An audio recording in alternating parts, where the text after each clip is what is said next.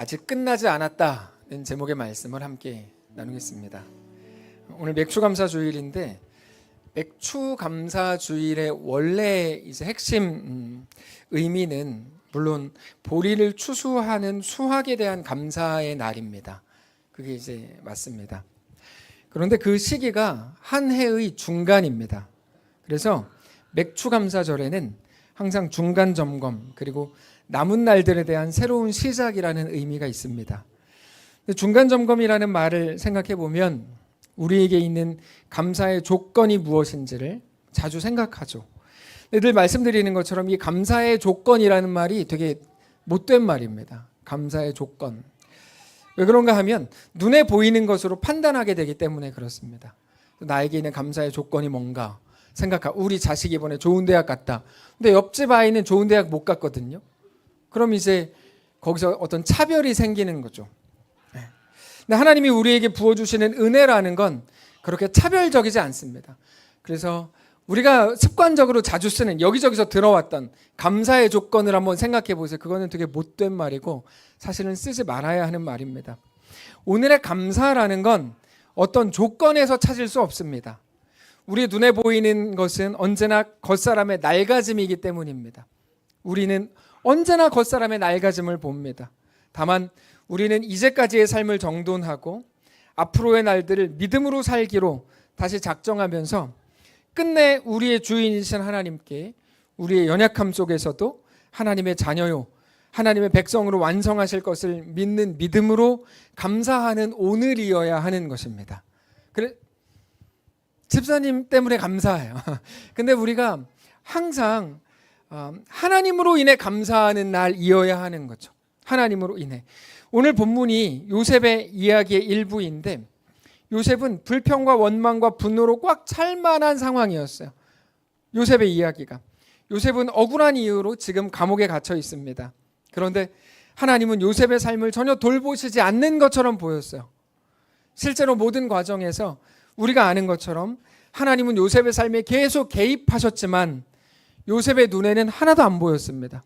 하나님이 내 삶에 개입하시는지 아닌지 보이지 않았어요. 그러니까 요셉은 지금 이루어지고 있는 모든 일들과 일어나고 있는 일들과 자기 억울함을 전혀 풀어주지 않는 하나님 때문에 정말로 계속 분노할 수밖에 없는 상황이었던 거죠. 근데 최소한 오늘 본문에 나오는 요셉의 모습 속에 원망이나 불평이 보이지 않습니다. 우리가 늘 고백하는 것처럼 우리 겉사람은 낡아지나 우리의 속사람은 하나님의 의지와 하나님의 이끄심 속에서 날로 새로워지고 있다는 것을 알고 있었기 때문입니다. 하나님이 누구신지를 아는 것, 그걸 보고 믿음이라고 부릅니다. 우리는 자주 믿음에 대해서 조금 허황된 것으로 생각할 때가 많습니다. 야, 네가 이게 이루어질 거라고 믿어. 그럼 뭐 이루어질 거야. 근데 성경이 정확히 말하는 믿음은 뭐냐면 하나님에 대한 지식을 말합니다. 하나님이 누구신가? 그게 믿음이라는 거예요. 하나님은 창조의 하나님이시다. 그게 우리의 믿음이고 하나님은 죽음에서 부활을 만드는 하나님이시다. 그게 우리의 믿음이 된다는 거죠. 요셉은 실제로 이상해 보이는 자기 자신의 현실과 형들에게 팔려가고 혹은 감옥에 갇히고 노예가 되고 이런 현실과 그 현실이 만들어낼 것 같은 그 다음 일들보다 하나님을 더 믿었습니다. 그래서 내가 볼 때 이 일이 이렇게 될 거야. 나는 비참해질 거야. 이게 우리의 현실이고 현실이 가져다주는 미래인데 그것보다 하나님을 더 믿은 거죠. 오늘 야외 예배 드리자라고 한 이후에 많은 사람들이 더울 거야. 이렇게 저에게 더울 거야. 뭐 쓰러질 거야. 여러분 저기 보면 이따 성찬식도 할 건데 그땐 가운도 입을 거예요. 제가 어제 뭐라 그랬냐면 오늘 나를 불태울 거야 이렇게 말했어요. 그러니까 단지 사람들이 말해주는 더울 거야 뭐 어떨 거야 라는 것보다 더 강력한 하나님의 은혜를 기대하는 거죠. 지금 나의 이 현실 속에서도 분명히 하나님은 일하고 계신다는 사실에 대해서 보이지 않지만 요셉은 알고 있었어요. 하나님이 누구신지 알았으니까 그거를 믿음이라고 부릅니다. 여러분 믿음은 오늘 우리를 살리고 믿음은 우리 마음을 평안하게 하고 믿음은 우리를 비로소 숨쉬게 하고 믿음은 우리의 마음을 놓이게 합니다. 우리의 상황 때문에 우리가 그렇게 된 게 아닙니다. 믿음의 문제인 겁니다. 믿음이 정말 놀라운 겁니다. 상황을 볼 때는 우리는 평안할 수 없습니다. 그러나 우리가 하나님을 바라볼 때, 하나님이 누구신지 우리 영혼이 기억할 때, 하나님을 믿을 때, 하나님이 나의 아버지이신 것과 나의 창조주요, 나의 죽음 한가운데에서도 부활의 주님이 되실 것을 믿고 우리가 그것을 기억하고 우리 영혼에게 선포할 때 우리는 비로소 평안할 수 있다는 사실을 믿게 되시길 바랍니다. 바로 그 문제인 겁니다. 하나님이 누구신가에 관한 거죠. 바로 믿음. 여러분, 저 작은 공간, 2층에 있는 저 작은 공간에서 여기까지 나오는데 너무 오래 걸렸습니다. 네. 이런 일들이 있을까봐, 아니면 너무 더울까봐, 뭐 겨울이면 너무 추울까봐, 뭐 비가 올까봐, 사람들이 뭐라 그럴까봐, 사람들이 싫어할까봐, 우리는 교회 안에서 보호받는 사람들이 아닙니다. 신자는 교회라는 테두리 안에서 보호받는 사람들이 아니에요.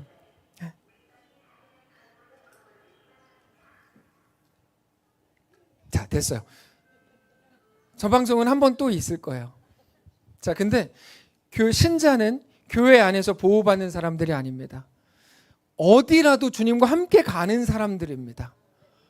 여러분, 이 개념이 너무 중요해요. 그래서 우리는 기꺼이 밖으로 나오기로 한 거예요. 특별히 생각해 보시면 부활절 때 우리가 밖에 나가서 찬양했잖아요. 어떤 마음이었습니까? 우리가 복음을 외치고 싶고 예수 그리스도의 부활을 말하고 싶은데 우리 개인으로는 너무 용기가 안 난다.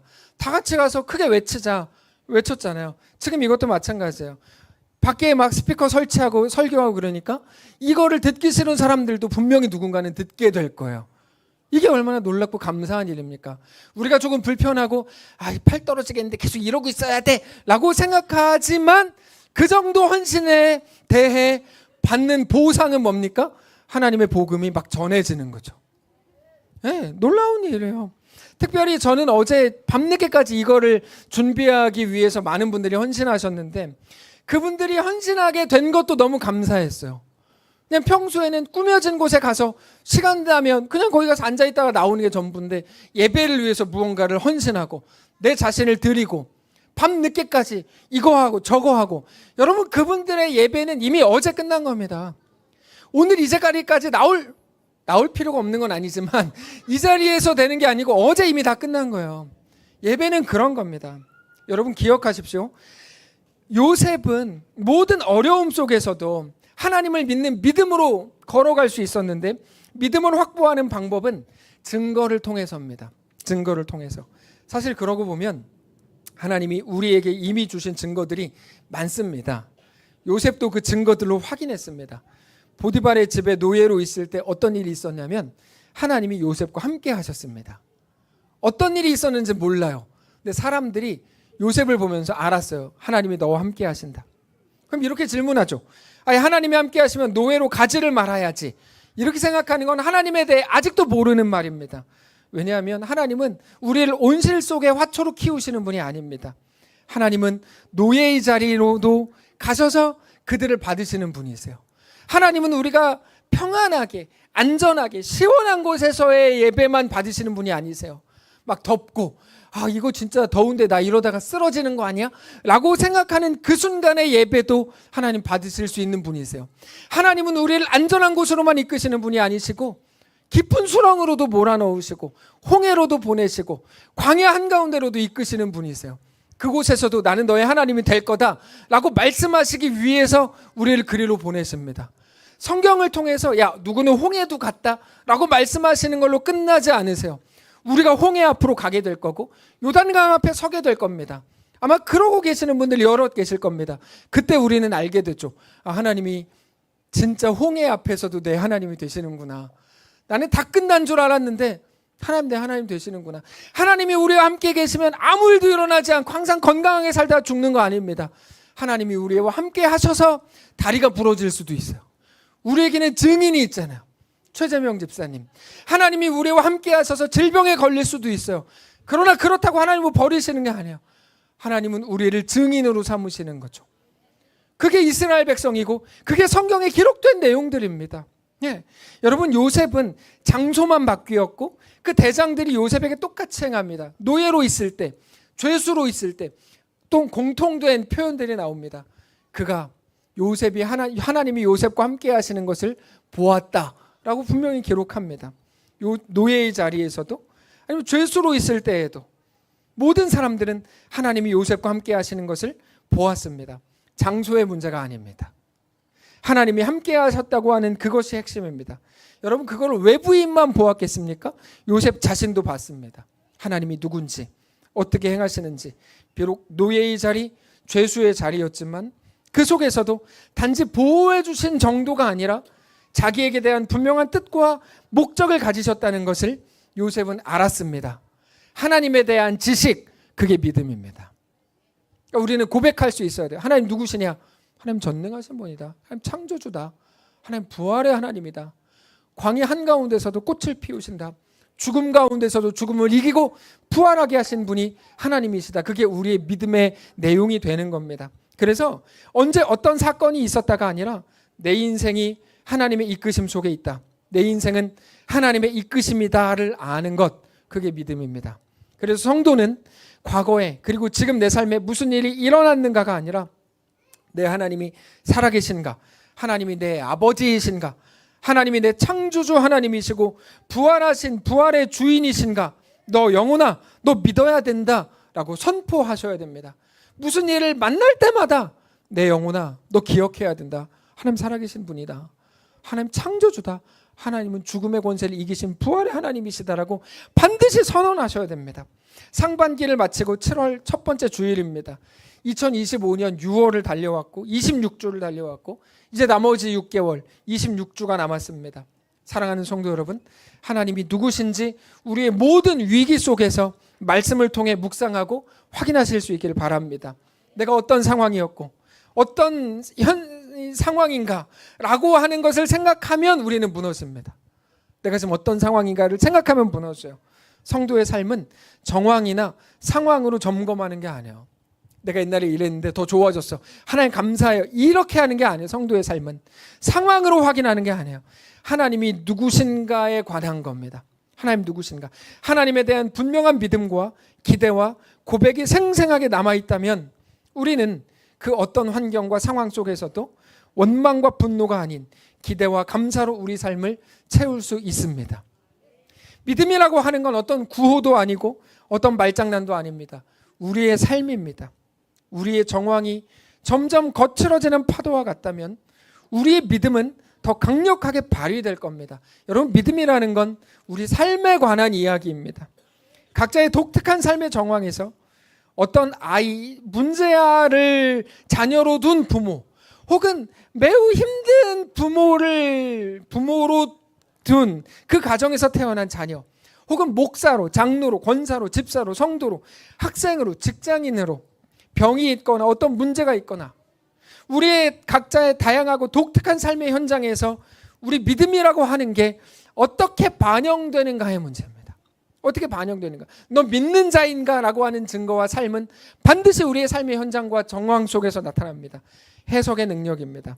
하나님을 믿으면서 제일 먼저 바뀌는 게 상황에 대한 나의 해석이어야 합니다. 전엔 아프면 원망하고 잘 안 되면 불평하고 잘 되게 해달라고 기도하는 게 신앙인 줄 알았는데 이제는 해석이 달라지는 거죠. 해석이 달라지면서 기도가 달라져. 주님, 이 속에서 건져주십시오. 피하고 도망갈 길을 주십시오가 전부였는데 달라져요. 이기길 원합니다. 내가 도망가지 않고 더 잘 걷게 도와주십시오. 그래서 전에 홍해를 맨날 피해 다니는 사람이었는데 유명한 일본인, 가장 세상에서 빠르다고 하는 비사이로 막가가 있거든요. 일본. 근데 그 사람처럼 뭐든지 다 피해가는 게 우리의 능력인 줄 알았는데 아니요. 홍해를 걷는 자, 요단강을 뚫고 가는 자가 성도인 것을 알게 되는 거죠. 그러다가 더 나아가면 어떻게 되냐면 이곳에서 주님의 사람만, 성도만 할 수 있는 나의 사명을 감당하기를 원합니다까지 갑니다. 이게 놀라운 변화입니다. 전에 내가 숨 쉬는 것조차 숨만 잘 쉬면 좋겠습니다였는데 이제 바뀌어가지고 이곳에서 내 사명을 감당하고 싶습니다. 그러면서 나도 모르는 사이에 상황으로 인한 분노와 불평과 원망이 사라지죠. 그러면서 누구 때문이야? 보디발의 아내 때문이야? 보디발 때문이야? 그게 없어집니다. 원망이 사라지는 건 억지로 하는 게 아닙니다. 오직 믿음이 하는 겁니다. 그러면 그 주변 사람들이 그때부터 묻기 시작해요. 당신 왜 그렇게 달라졌어? 전에는 매일 투덜이었는데 어떻게 이렇게 이런 상황에서 소망을 말하고 괜찮아라고 말해? 여러분, 이게 신자의 멋입니다. 언제 그 능력이 나옵니까? 하나님을 믿을 때. 여러분, 하나님을 믿을 때 그 능력이 나옵니다. 믿는다는 게 뭡니까? 하나님 살아계시고 늘 나와 함께 하시고 나를 향한 놀라운 계획을 가지고 계시고 내 인생이 하나님께 붙들려 있음을 믿는 겁니다. 나를 얼마나 사랑하시는지, 독생자 예수 그리스도까지 나를 위해 내어주신 하나님, 나에게 모든 것을 거신 그분이 나의 하나님이다라고 우리는 믿는 거죠. 그래서 내 현실을 보는 눈이 달라졌어. 이제는 괜찮아 라고 하는 거죠. 여러분, 정말 그렇습니다. 요셉은 자신의 경기가 끝나지 않았다는 걸 알고 있었어요. 거기서 노예의 자리와 죄수의 자리에서 끝날 수는 없는 겁니다. 하나님은 끝까지 따라가시고 끝까지 빚어가시기 때문에 그렇습니다. 우리가 그렇습니다. 여기서 이대로 끝나지 않습니다. 하나님은 오늘도 우리를 이끌어가고 계시는 중입니다. 사람들은 우리를 비웃죠. 너 망했다, 뭐 끝났다. 근데 여기서 끝날 수 없습니다. 팬데믹이 있었죠, 몇 년 전에. 우리 끝났습니까? 끝나지 않죠. 그건 우리를 끝낼 수 없습니다. 병에 걸렸죠. 끝납니까? 끝날 수 없습니다. 사업이 망했어요. 그럼 끝났나요? 끝나지 않습니다. 하나님은 오늘도 우리를 하나님의 자녀요, 하나님 백성으로 빚어가고 계시고 완성해가고 계시는 중입니다. 요셉은 아직 끝나지 않은 자기의 현실에 주저앉아 있을 수 없었습니다. 이제 하나님이 맡기신 곳으로 가죠. 그게 어디였냐면 요셉의 현장이었어요. 거기서 하나님을 믿는 사람만 할 수 있는 일을 합니다. 7절인데 우리 7절 한 목소리로 읽겠습니다. 7절 시작. 요셉이 그 주인의 집에 자기와 함께 갇힌 바로의 신하들에게 묻되 어찌하여 오늘 당신들의 얼굴에 근심의 빛이 있나이까. 여러분, 요셉이 어디로 갑니까? 자기와 함께 갇힌 바로의 신하들에게 갑니다. 그리고는 뭐라고 묻죠? 당신 얼굴에 오늘 왜 근심의 빛이 있습니까? 여러분, 이건 맞아 죽을 소리입니다. 감옥에 있으니까 당연히 근심 빛이 있죠. 너도 나랑 똑같은 처지인데 네가 그걸 왜 물어봐? 이렇게 말할 수 있는 거죠. 근데 요셉은 그래도 그 자리로 가죠. 자기가 믿는 자로 할 수 있는 일들을 합니다. 우리나라 속담에 있는 가장 못된 속담이 내 코가 석자라는 말입니다. 그거는 가장 못된 말입니다. 그래서 뭐 하라는 거죠? 아무것도 하지 말라는 거죠. 야, 네 코가 석자야. 너 지금 상황이 그런데 아무것도 하지 말고 그냥 가만히 있어. 숨만 쉬어. 여러분, 이건 하나님이 우리에게 주시는 말씀이 아니고 사탄이 우리한테 하는 말입니다. 지금 네 코가 석자야. 너 고3이잖아. 아무것도 하지 마. 뭐 이런 말들이죠. 네. 혹은 네 분수를 알아. 네 주제를 알아. 이런 말. 네 꼬라지를 알아. 네가 하기는 뭐를 해. 제가 어렸을 때부터 오늘날까지 가장 많이 들은 말이 그 말이에요. 네 꼴을 알아. 네 주제를 알아. 저는 이 말을 정말 많이 들었어요. 네. 우리를 위축되게 하고 주눅들게 하고 지금 네 상황을 봐. 무섭게 만드는 말들이죠. 결국 가만히 있으라는 거거든요. 여러분, 이거는 하나님이 하시는 말이 절대 아닙니다. 네.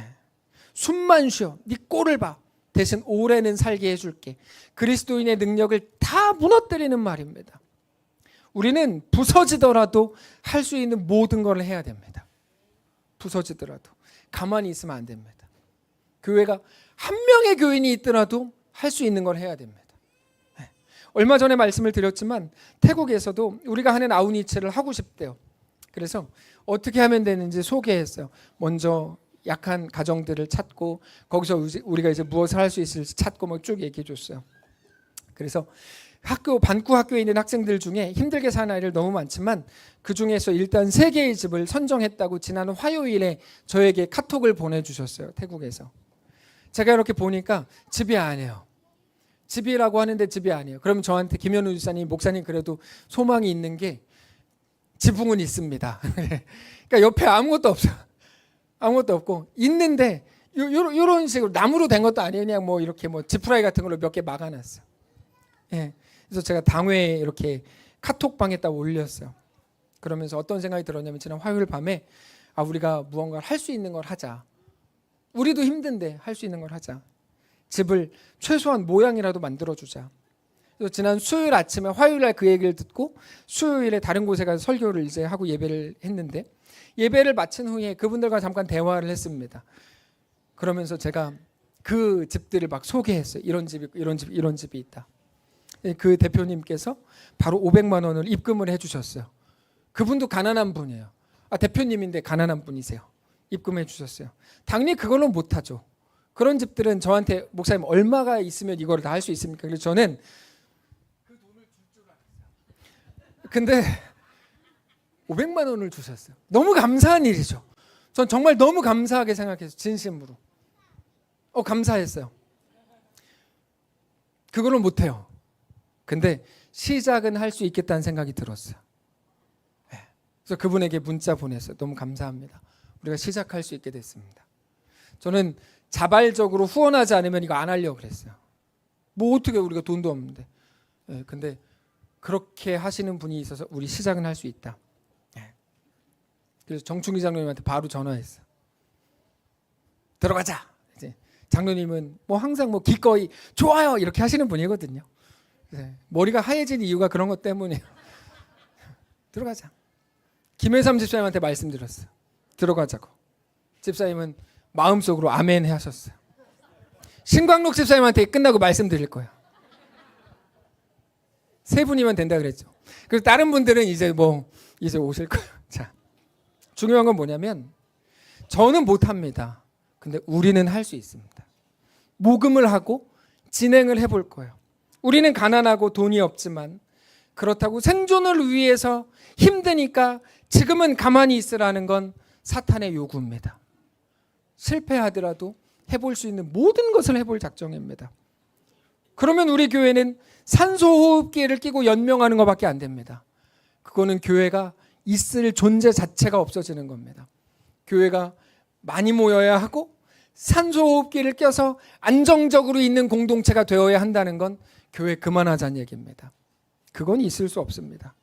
우리가 감옥에 있는 것 같고 노예인 것 같은 현실 속에서라도 우리는 거기서 할 수 있는 이 일을 해야 됩니다. 그게 사명입니다.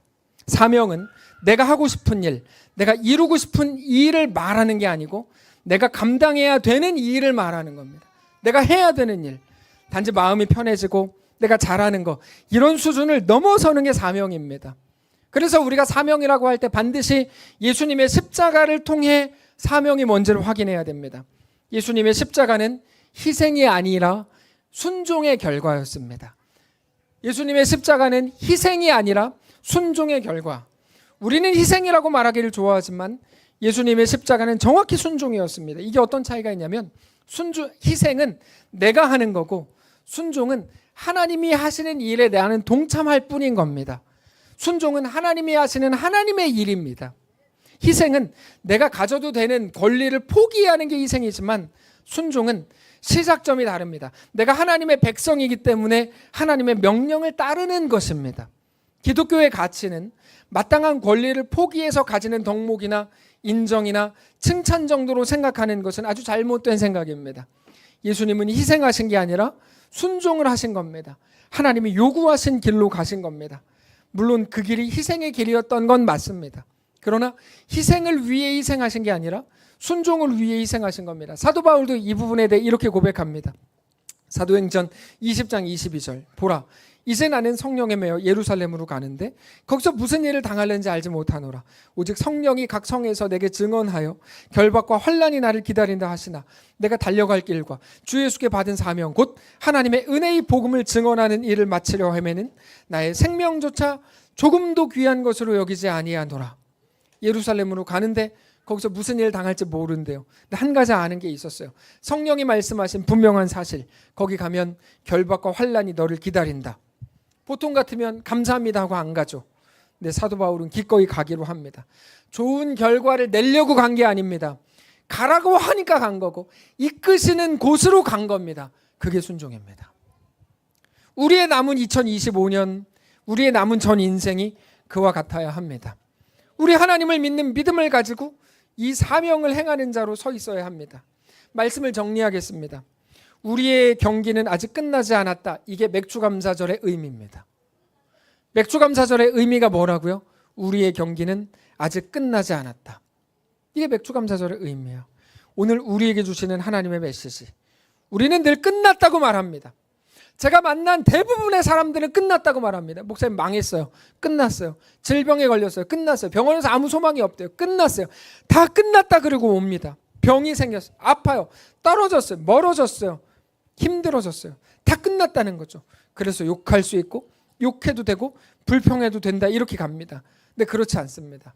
하나님은 우리에게 아직 끝나지 않았다라는 사실을 가르쳐주고 싶어 하십니다. 하나님의 그 음성을 우리 영혼 깊은 곳에서부터 듣게 되시기를 바랍니다.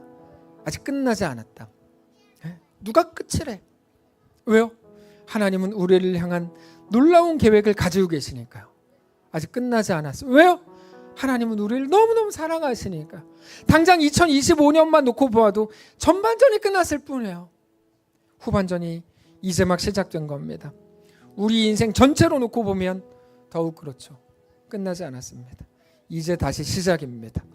여전히 나를 사랑하시는 우리 주님을 바라보고 새 힘을 얻으시길 바랍니다. 상황 아무것도 안 달라졌다고요. 누가 상황을 보래요? 하나님 보시라고요. 하나님이 누구신지 기억하시라고요. 성경에 뭐라고 나오는지 확인하시라고요. 형들에게 미움을 사고 구덩이에 빠졌습니다. 끝났다고요? 이제 시작이다. 하나님 내가 노예로 팔려갔습니다. 하나님 뭐라 그러세요? 야, 이제 다시 시작이다. 억울하게 누명을 쓰고 감옥에 갔습니다. 이제 다시 시작이다. 이제 다시 시작이다. 젊은 날의 생이요. 이 훌륭한 복음성가죠. 쓸데없는 복음성가 다 빼야 되고 이런 복음성가를 거기다 넣어야 돼요. 집 떠나와 열차 타고 훈련소로 가는 길. 이건 훌륭한 복음성가입니다. 그러면 요셉의 꽃은 도대체 언제 피웁니까? 기다려라. 나중에 국무총리가 된다. 그렇지 않습니다. 요셉의 꽃은 언제 피웁니까? 요셉은 지금 꽃을 피우고 있는 중입니다. 감옥에서도 그런 존귀함을 보여주는데 이미 꽃을 피우고 있는 중이죠. 앞으로도 하나님의 놀라운 계획이, 하나님의 성실한 일하심이, 하나님의 함께하심이 요셉과 늘 함께할 겁니다. 오늘 맥주감사주일 이 주일에 아직 끝나지 않았다. 이게 뭡니까? 너는 더 존귀해진다. 내가 이렇게 나이를 먹었고 힘도 하나도 없는데요. 염려하지 마라. 넌 더 존귀해진다. 너는 꽃을 피운다. 내가 너와 함께한다. 우리의 현재의 연약함과 부족함과 한계 속에서도 여전히 우리를 이끄시고 붙드시고 신실하게 역사하실 우리 주님을 바라보면서 남은 하반기 2025년 하반기 남은 우리 전 인생을 믿음으로 승리하는 거룩한 성도들 되시기를 주님 이름으로 축복합니다. 함께 찬양하겠습니다. 우리 살아가는 모든 날들이 고백합시다. 우리 살아가는 모든 날들이 주의 숨결 속에 지어졌으니 다 주의 숨결 속에 지어졌으니 이제 모두 모여 다 주를 찬양해. 그는 영원토록 찬양받으실 주. 우리 함께 찬양하며 걸어가리 길. 우리 발걸음 그가 이끌어주시니 잠시 넘어져도 낙심치 말 것을 시작하신 우리 주 그 끝을 이루어 주시리.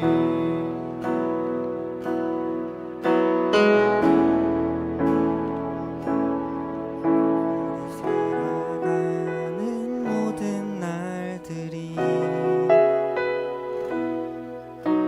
다 주의 숨결 속에 지어졌으니 이제 모두 모여 다 주를 찬양해. 그는 영원토록 찬양받으실 주. 우리 살아가는 모든 날들이 다 주의 숨결 속에 지어졌으니 이제 모두 모여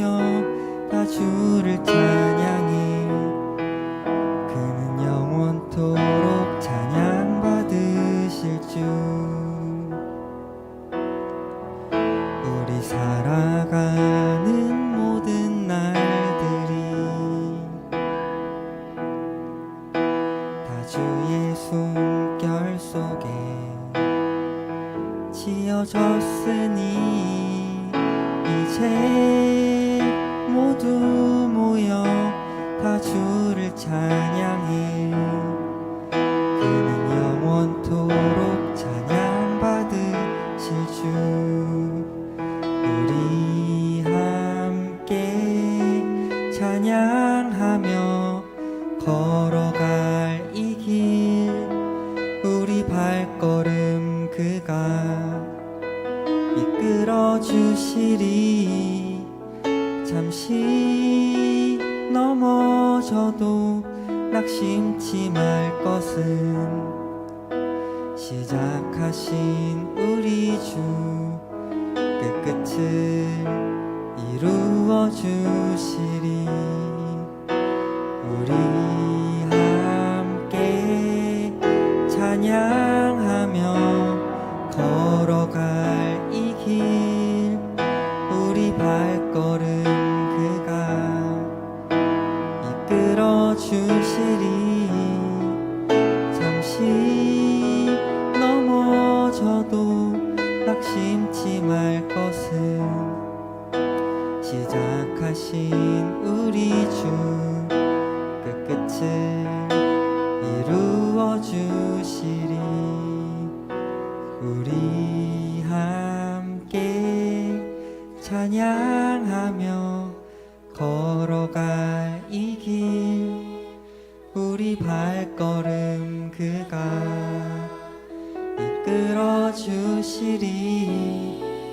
잠시 넘어져도 낙심치 말 것은 시작하신 우리 주 끝끝을 이루어 주. 우리 목소리 높여 찬양하겠습니다.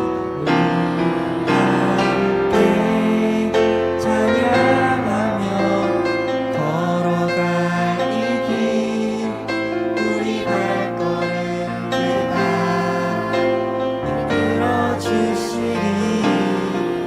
잠시 넘어져도 낙심치 말 것은 시작하신 우리 주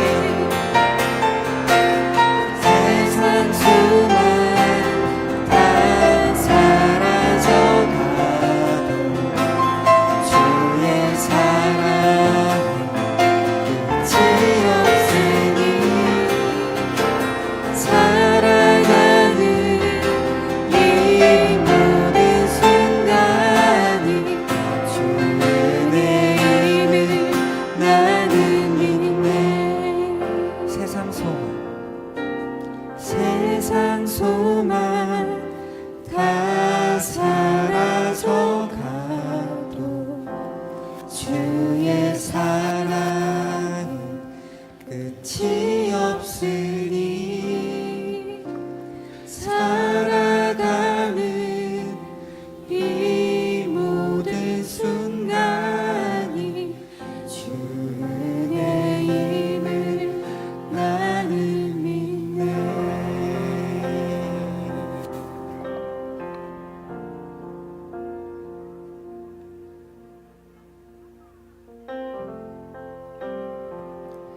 하나님, 우리 믿음을 고백하게 하시니 감사합니다. 하나님이 우리 아버지라서 너무 다행입니다. 소망 없이 눈에 보이는 것이 진짜인 줄 알고 따라갔던 우리 영혼을 새롭게 하셔서 하나님의 자녀라고 말씀해 주시고 주의 백성이라고 가르쳐 주셔서 이제 하늘의 소망을 두며 주의 백성으로 주의 자녀로 살게 하시니 감사합니다. 오늘까지 오는 게 벅찬 많은 성도들을 위로하시고 그러나 우리에게 주어질 보이지 않는 영광, 하늘의 영광을 기억하며 주 앞에 온전히 살아내는 거룩한 주의 백성들을 다 될 수 있도록 인도하시옵소서. 남은 2025년의 하반기, 남은 우리의 전 인생을 그렇게 붙잡아 주시고 하나님의 놀라운 은혜 가운데 거하는 우리 모두의 복된 삶이 되게 하여 주시옵소서. 우리 주인 되신 살아계신 우리 주 예수님의 이름으로 기도합니다. 아멘. 이제는 우리 구주 예수 그리스도의 은혜와 하나님 아버지의 다함없는 사랑과 성령의 교통인도의 역사 위로 함께 하심의 은사가 이 시간 주를 바라보며 예수 안에 허락된 그 길을 믿음으로 담대히 걷기를 소원한 사랑하는 모든 성도들 머리머리 위에와 그들의 자녀들, 그들의 가정, 그들의 생업 위에 사랑하는 이 교회 위에 이제로부터 영원까지 함께 계실지어다. 아멘.